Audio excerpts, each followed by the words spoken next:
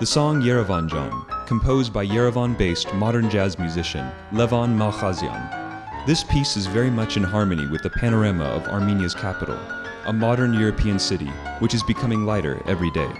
These people, spending their evening in Yerevan, belong to the generation that experienced an energy crisis in the recent past.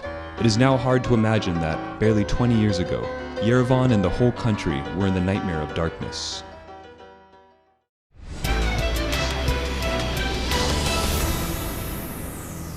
The future of energy, the energy of the future.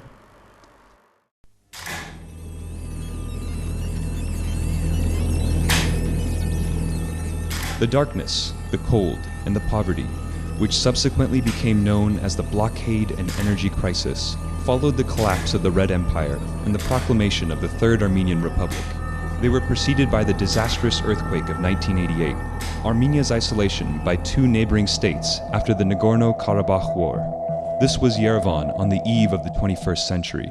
Dark apartments, paralyzed transport, searching for a warm space. A struggle that motivated everyday heroism. People using these lamps, which some had kept in their homes from the beginning of the 20th century. Citizens who were better off unearthed those kerosene stoves that were earlier unheard of. Forests were being logged across the country. Centralized heating systems in multi-apartment buildings of the capital city were replaced with wood stoves, homemade devices of the previous century.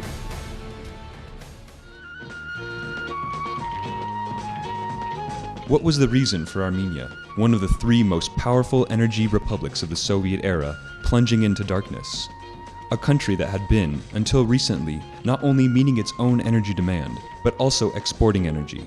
Soviet Armenia was annually producing 15 billion kilowatts of electricity. History has it that, starting from 1972, Armenia's energy sector transformed the acute deficient into a surplus, exporting electricity and meeting about 20 to 25% of aggregate energy system demand in the Transcaucasus region. In the years of Soviet rule, Armenia's powerful energy sector rested on five large entities: the Medzamor nuclear power plant, the Yerevan and Hrazdan thermal power plants, and the Sevan Hrazdan and Vorotan hydropower plant cascades. And here they are, the once happy citizens of the Soviet Republic, clueless about what is coming tomorrow. After the earthquake, the operation of the Medzamor nuclear power plant was discontinued due to security reasons.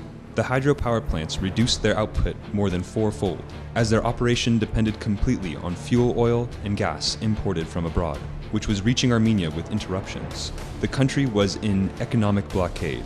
The railway was not functioning. The gas main supplying gas to the country frequently exploded.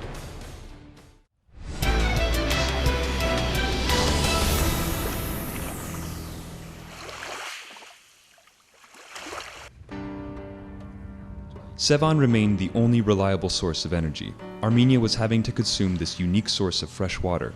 After 2 decades, the country would have to recover the lake by millimeters. The beauty of the Gerama mountain chain became the blood vessel supplying the hydropower plants of the Sevan Hrazdan cascade, which were now taking much more water from Lake Sevan and producing twice as much electricity. But still, energy demand exceeded the output. The whole country was receiving energy for 1 to 2 hours a day. Armenians learnt to meet some basic needs in just this amount of time. Under those circumstances, everyone tried to get power in their own, sometimes creative ways. Electricity losses grew immense.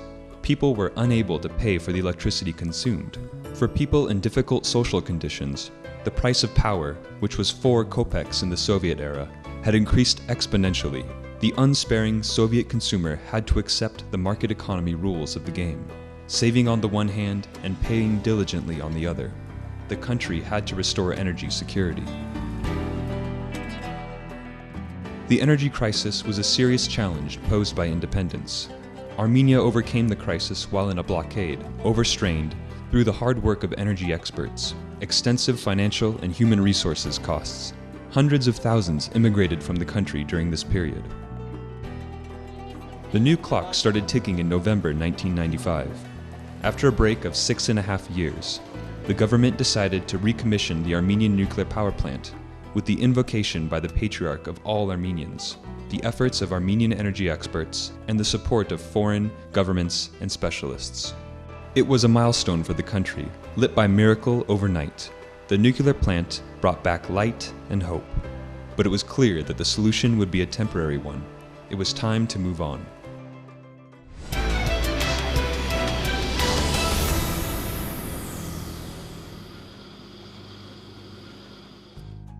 The Armenian government undertook aggressive reforms for modernizing the sector. Yesterday's Soviet citizens were reluctant to learn that electricity is a commodity for which one has to pay. At first, the meters were taken out of the houses. Then came the cunning tricks of rolling the meters back. The system gradually began to collect payments from citizens, which were turning into diligent consumers. Under the rules of the market, the government had already privatized the gas supply system. The Hrazdan-Yerevan cascade of hydropower plants and the thermal power plants. Under private management, the electricity losses were gradually eliminated and the infrastructure was upgraded. The distribution network, which delivered electricity from the producer to the consumers, was privatized.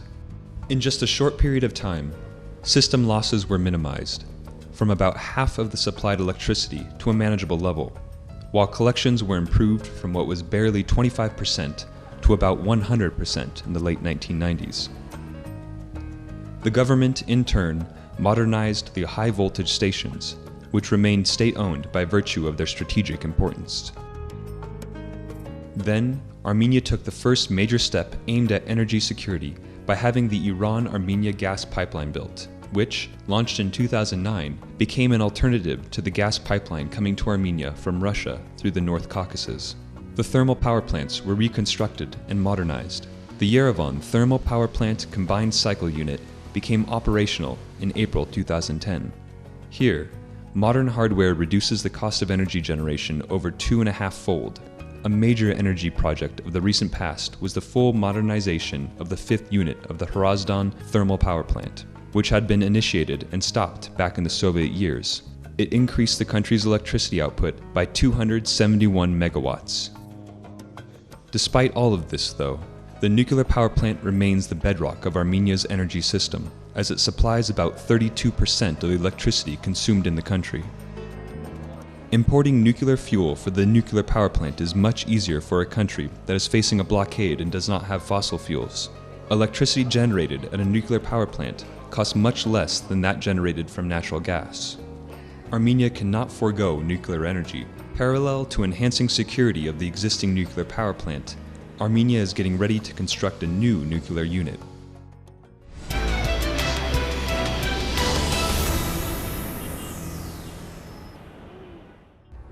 Yerevan Zakharyan, the current Minister of Energy, is a member of the crisis management team of the 1990s. In the dark and dim of 1992, he was the Deputy Minister of Energy. He now sees a different set of challenges facing the reformed system. The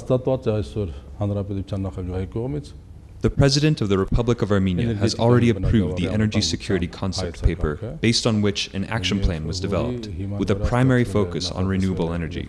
Based on it, the Ministry has begun implementing various projects, and once they are completed, we will try to attract foreign investors and international organizations. We believe that national energy security can be achieved only by means of developing renewable energy, on which the government and the Ministry are currently focusing their efforts. Clearly, we plan to extend the nuclear plant operation period and to build a new unit by 2026. However, we are obliged, parallel to it, to rely on alternative energy sources, such as our potential for solar, hydro, and wind energy.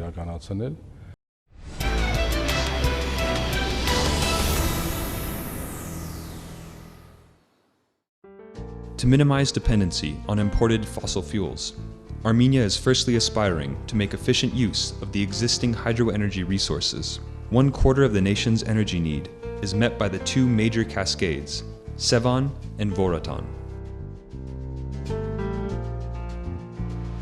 Next to these large entities, small hydropower plants have grown consistently in the last decade. These are now a game changer. Small hydropower plants are currently the most widely used form of renewable energy, accounting for as much as 10% of Armenia's annual energy output. Naira Nahapetyan, heads the Association of Small Hydropower Plants. She was one of the first entrepreneurs, back in 1996, to take part in the privatization process. She bought and is currently successfully operating a Soviet legacy hydropower plant. We were able to understand that small HPPs are the future of energy. Energy is all about national security. To our joy, we now have 150 HPPs in the network and over 70 under construction. In 2014, their share in total energy will reach 13 to 14%. Small hydropower plants create jobs in the rather difficult social conditions of Armenia. The 150 small hydropower plants currently provide about 2,000 jobs. This is the roof of the Armenian Relief Health Center in Yerevan. For 4 years now, it not only covers the building, but also hosts a photovoltaic power plant that converts the sun's energy to electricity, which is then fed into the distribution network. For a country that annually gets on average 288 sunny days or 2,600 sunny hours, solar energy can become a fully fledged source of energy, a strategic option for energy independence, says Hamlet Karayan, professor at Yerevan State University. 10 to 15% of the energy falling on 1 hectare can generate 1 megawatt of capacity. Thus, an area of 300 hectares, which is not really too big, can generate capacity equivalent to that of the nuclear power plant. For Armenia, photovoltaic energy can become the cornerstone of a strategy for energy independence. Any non-conventional source of energy can become a backbone for the country. Professor Miri Janyan, a member of the National Academy of Sciences, discusses Armenia's potential for geothermal energy. Armenia is estimated to be rather rich in overall geothermal resources. We will soon complete the exploration phase, and we are on the threshold of a discovery. Thus, the Armenian sources of alternative energy have been studied, and the potential has been assessed. The time has now come for using them to generate electricity. Because Armenia's efforts of meeting energy demand still depend largely on imports of oil and gas from Russia and Iran, including price fluctuations thereof, which can cause social shocks. Although aggressive reforms drove Armenia out of the crisis in the last 20 years, the situation is still fragile and very sensitive to higher prices of energy imports. Therefore, the energy security imperative remains unaltered. The potential of renewable energy must be utilized to the fullest.